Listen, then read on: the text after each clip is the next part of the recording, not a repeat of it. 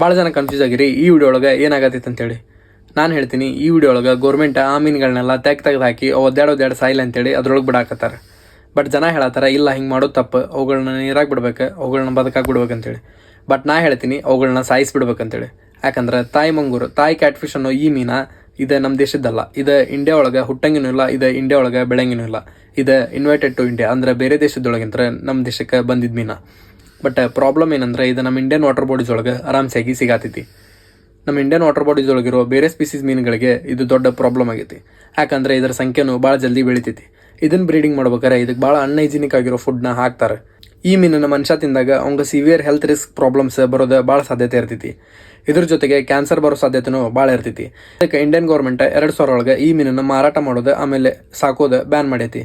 ಅದಕ್ಕೆ ನಿಮಗೆಲ್ಲರ ಮಾರ್ಕೆಟ್ ಒಳಗೆ ಈ ಮೀನ ಕಂಡ್ತಂದ್ರೆ ಗೌರ್ಮೆಂಟಿಗೆ ಇಲ್ಲಾಂದ್ರೆ ಗೌರ್ಮೆಂಟ್ ಆಫಿಷಿಯಲ್ಸ್ಗಳಿಗೆ ಇನ್ಫಾರ್ಮ್ ಮಾಡಿರಿ.